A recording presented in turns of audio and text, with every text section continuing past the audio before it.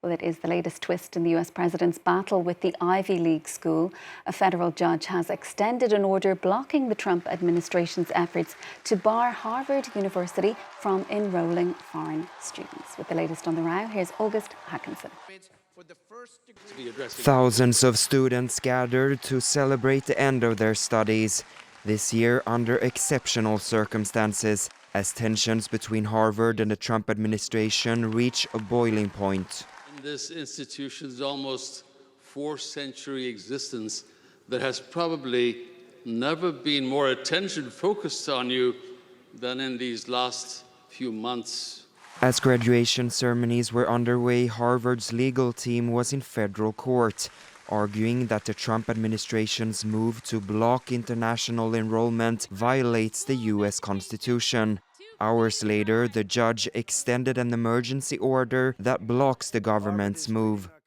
A legal battle that is just one chapter in a much larger conflict. President Trump has accused Harvard of pushing woke ideology and harboring violent agitators. After the university refused several demands, the administration retaliated, cutting billion-dollar grants, targeting its tax-exempt status, and now trying to choke off its international student body.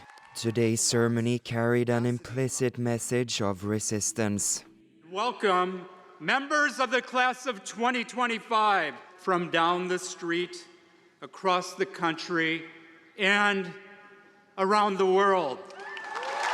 Around the world, just as it should be. Today, foreign students make up nearly 27% of Harvard's enrollment, about 6,700 in total. Well, for more on the row, we're joined now by Susan Rubin Suleiman, a former professor at Harvard University. Susan, thanks so much for being with us on the programme this evening. We do appreciate your time. You yourself were a professor at Harvard for 35 years. You also studied there.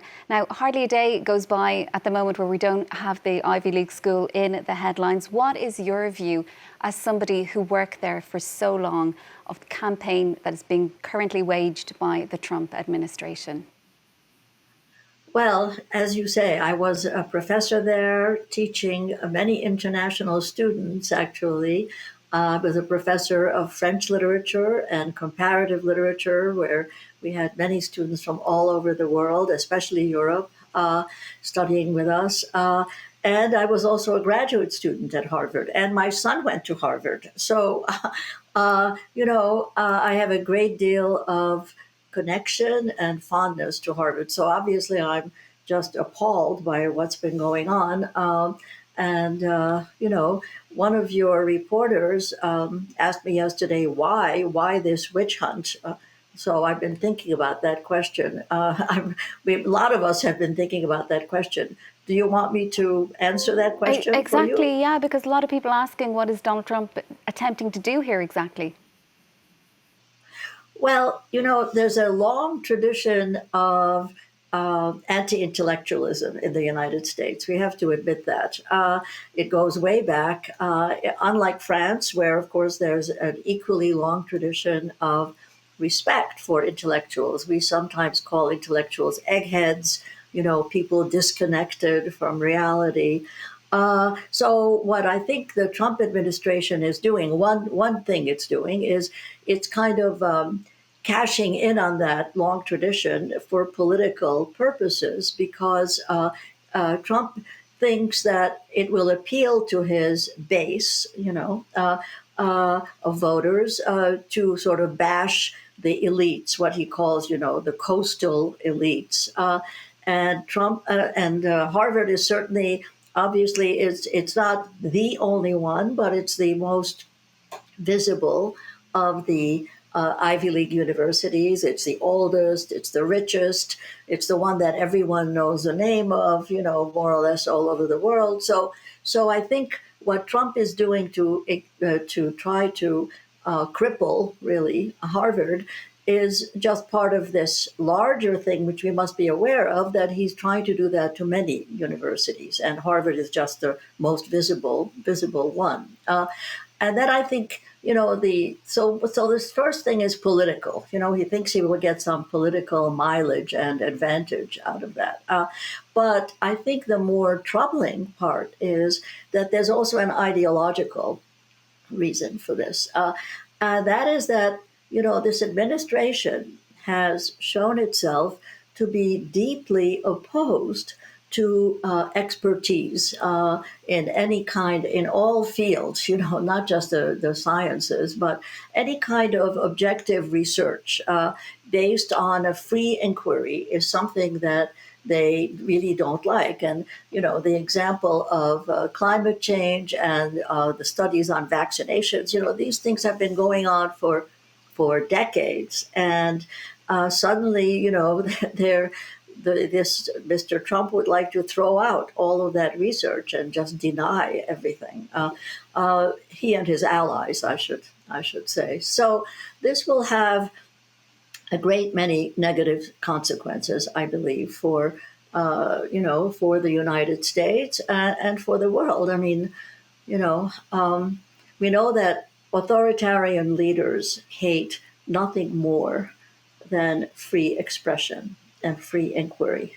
And unfortunately, Donald Trump has made very clear his admiration for authoritarian leaders and his desire to emulate them. So, the business with international students is just one egregious example.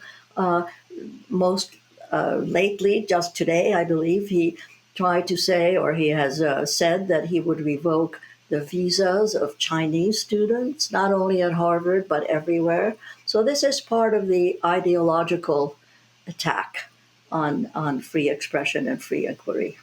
And Susan, you yourself were a refugee to the United States. What do you make of Trump's claims that universities like Harvard are too left-wing, that they're failing to combat anti-Semitism? Because we've been hearing that for months now coming from the White House. Right. Harvard itself, let me just make a couple of things. When I was a student back in the late 60s, and while I was a professor, I have to say, and my son also, and his father actually, we never encountered the slightest kind of anti-Semitism. Now, things have changed. I know that. And certainly since October 7th, 2023, there has been, the whole United States and universities have been a place where there have been terrible conflicts between pro-Palestinian students and we could call them pro-Israeli students. But it's very complicated because it's not just, there are many Jewish students who are also in favor of Palestinian statehood, for example, even though they may not be, they certainly don't want Israel to disappear. So anyway, the situation has become really quite bad. And for that reason, Harvard appointed a task force on anti-Semitism, on fighting anti-Semitism and anti-Israel bias, also a task force on anti-Muslim bias. So these two task forces have published long reports. And certainly the anti-Semitism task force recognizes that there has been a problem, especially in the last 2 years, of some Jewish students being attacked or being made to feel uncomfortable. And this is true even in some of their classes where they feel that their professors haven't been really teaching all the sides of the question. So Harvard recognizes this. Harvard is able to correct itself. It has existed for almost 400 years, and it is a place, as I said, committed to free inquiry. So it is willing to, listen to its own faculty and students. This task force was composed of faculty and students, and it is willing to reform itself when there are problems. That is absolutely no excuse for what the Trump administration is doing. There's no excuse for what they are doing, which is weaponizing anti-Semitism. And weaponizing anti-Semitism as a way of attacking universities is simply disgraceful and unacceptable. So I feel very strongly about that.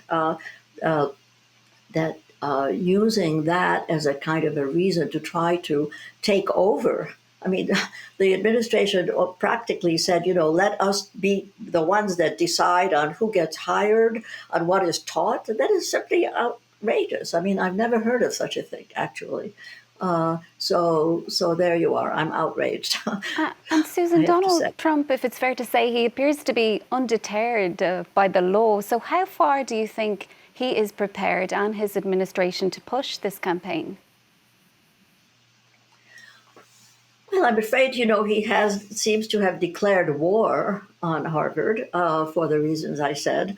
But luckily, so far, as I said, he would love to have, the privileges of any authoritarian leader. But so far, at least, the court system in the United States, even though the political class has given up, it appears, I believe the Senate is not doing its job in trying to check what is going on. They are all caving in to the president in a way that I can't understand. But at least the court system is a kind of last bulwark. And it does appear that although Donald Trump has all of these authoritarian tendencies and temptations, he, so far at least, has, and at least that's what he says, he has respected court decisions, more or less. Doesn't always fulfill them very quickly, but he has not ignored them completely. So I think it's hard to know where this will end, but so far, I mean, Harvard is standing up to these illegal and unconstitutional attempts that he is making, and I personally hope that the courts will recognize what is going on and try to put a stop to it. Susan, we'll have to leave it there for now. It's been fascinating to listen to you. We do really appreciate you taking the time to speak to us on the programme this evening. That is Susan Rubin Suleiman, former professor and student at Harvard University. Thanks so much. Thank you. It was